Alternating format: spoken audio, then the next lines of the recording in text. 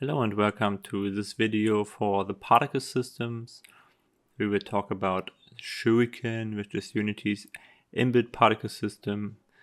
This is an introduction to it, as well as using the modules and the different blocks of the system to create some different particle effects.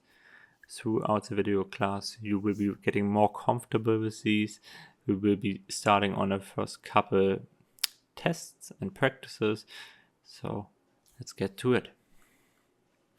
Alright, we will be creating a new folder in our VFX structure here.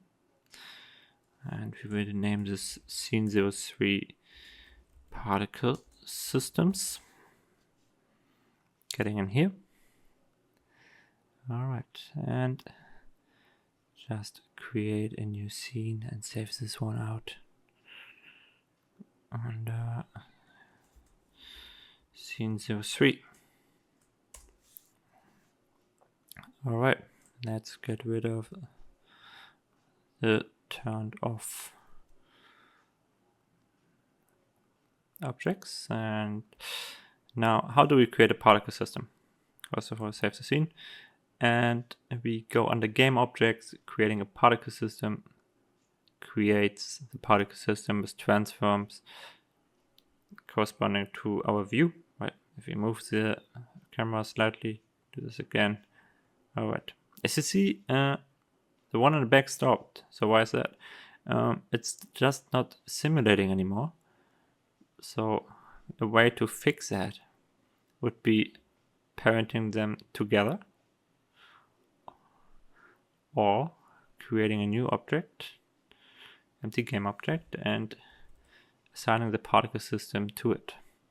Now you see here, when using the component, the edit component, that there's no material on it. So that's where we would bring in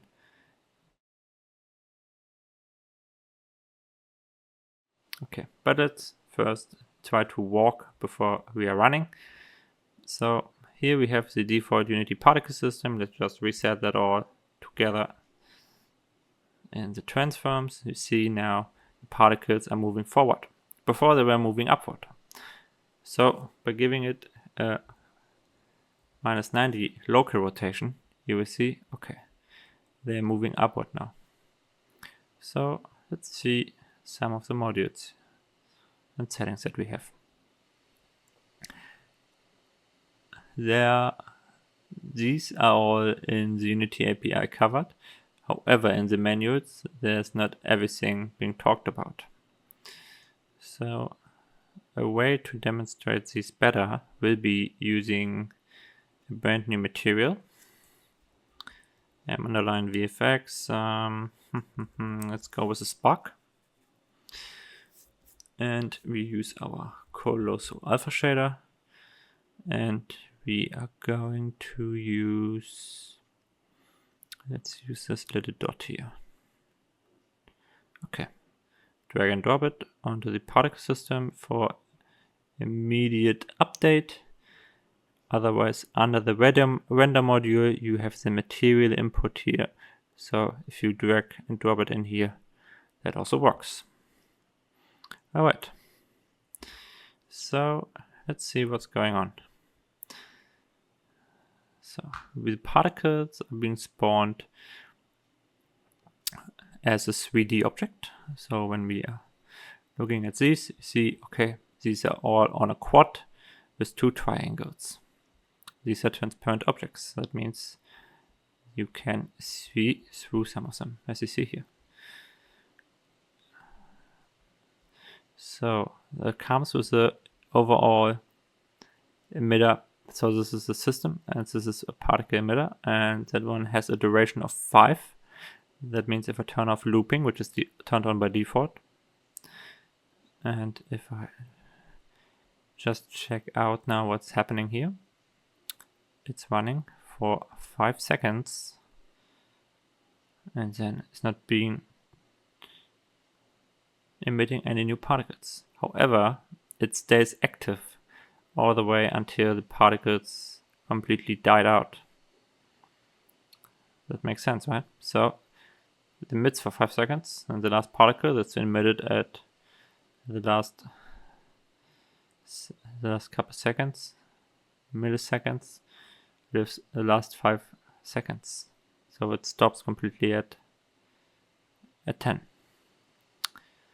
So playback time here can be pulled forward, backward. So you can go see through the simulation and see, okay, what's going on here, as it's already been simulated beforehand. You can stop the simulation, restart the simulation, and pause and move around while being in scene view. If we are going into the play mode now, which is where you will be when you're playing the game actually, or testing the game, you will see you can't pause with the particle module anymore. However, you can pause the simulation or the game mode, the play mode, and then do a couple updates in here. And then update this one, resimulate, and you will see, okay, this has been updated now. When getting back out of play mode, keep a look at the lifetime, you will see it jumps back to 1. So this is where it will be handy to have this as a prefab. So let's do a quick test. Going into the play mode, adjusting the lifetime to 1,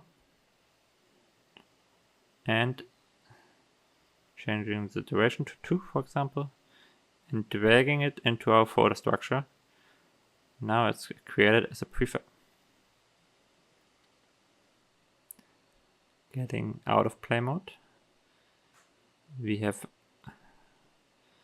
the particle system restored, but now can use the saved one from the play mode and have our result without losing anything. Oh, let's continue with this one. Now we have the speed, that is the overall velocity the particles are projected on. So it's a higher value, they're a lot faster. Then we have size. So this is the overall size of the particle. Rotation, that will be useful once we have a texture that is actually affected by rotation, right? So the particle quads are still getting rotated. However, as this is a radial texture, the end result or the look is the same. Then we have start color, which is our particle color that has been tinted. So if we give it a value in here and give it another value inside our main color, then they are being mixed together. So usually I keep this one on a white, but there are cases where you want this to be different. For example, if you want to have a random color, and then you come in here and you are greeted with a gradient where you can select different color values, as well a way to adjust the blending of it. You can make a softer blending as well as fixed blending where the color will jump.